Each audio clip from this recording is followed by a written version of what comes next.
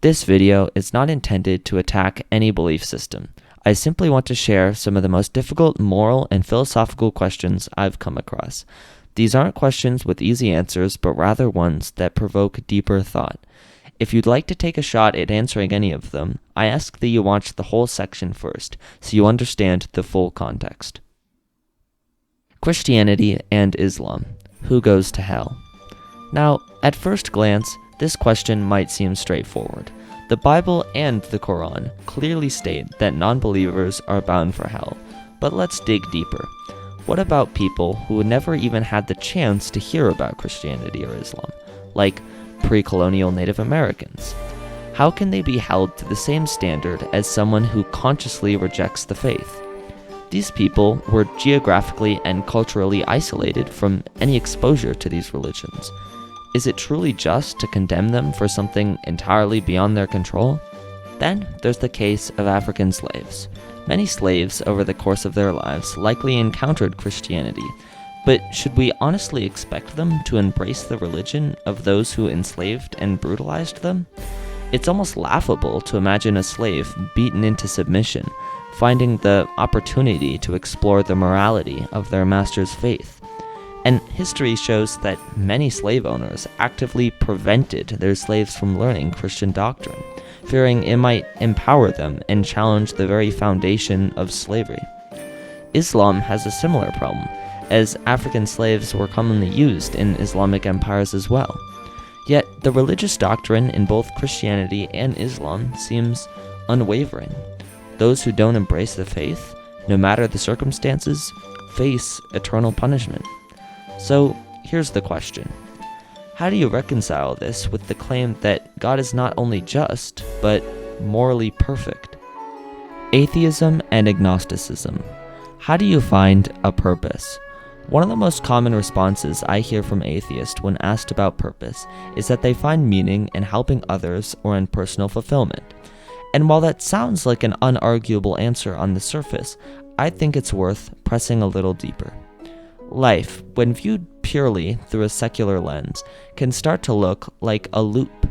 Older generations working to provide for younger generations, who then do the same for the next generation. It's a cycle, and without any higher goal or transcendent meaning, it can start to feel repetitive or even hollow. Many studies have shown that around 80% of people don't know their life's purpose.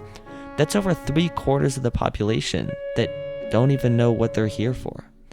So the question becomes, if many people find their secular lives empty, wouldn't it be better for them to have been born in a religious worldview that provides clear purpose, even if that purpose is faith-based rather than scientifically verifiable? Is it not better for them to have a clear framework, not just for their general happiness, but to maximize their potential improvements to society, rather than to continue in a state of lostness, even if you personally believe that framework may be an illusion? Simulation theory. What's the point? Now, onto simulation theory, which may not be as widespread as other beliefs, but has certainly gained traction in recent years. A lot of scientists have claimed that there is no real counter-argument to simulation theory, which I find flawed. Let's begin with the problem of evidence. If we are in a simulation, by its very nature, we could never gather definitive proof. The entity or entities running the simulation could simply alter reality to ensure we never discover the truth. And if we aren't in a simulation, of course, no evidence would ever arise. That leads to another issue, testability. Simulation theory cannot be tested in any meaningful way. Even if no entity is actively hiding the truth from us, there aren't any characteristics of the real world that couldn't also appear in a simulation, meaning there's no place for scientists to start testing our universe. Then there's the bigger question. Why does it even matter? Simulation theory offers no moral framework, no guidance on how to live. It can't help us navigate ethical dilemmas or even explain any real-world phenomena. It's a theory that, even if true, does absolutely nothing to improve our understanding of morality or the natural world.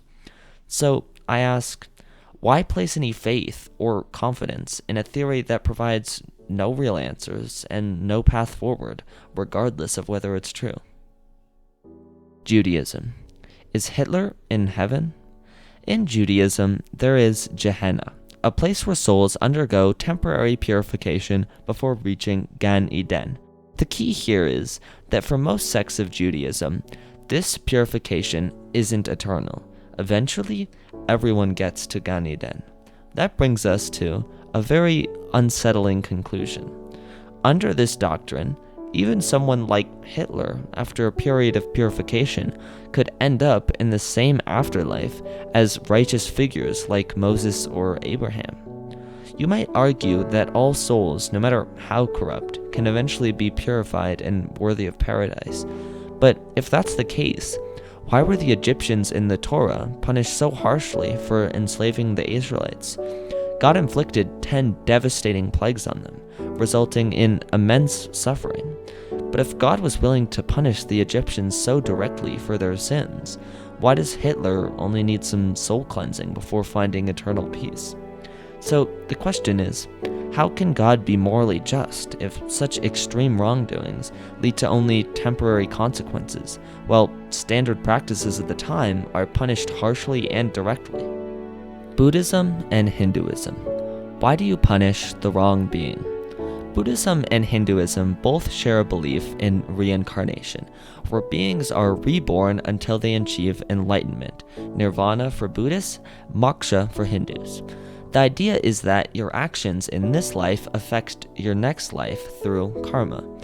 However, this raises a troubling question. If you're reincarnated as a completely new being, how is it fair for you to suffer the consequences of a past life you don't even remember? In Buddhism, if you've lived poorly, your next life could result in suffering in Naraka, a hell-like realm. But how does that make sense? If there's no permanent self, as Buddhism suggests, and everything is interconnected, why should one life pay for the sins of another? The same issue arises in Hinduism.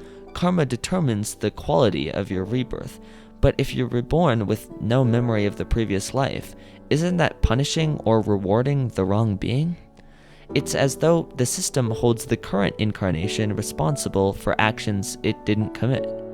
So the question here is, how can these belief systems maintain natural fairness and justice if one being suffers for the actions of another? And that's it. Some of the toughest questions I've found for each of these worldviews.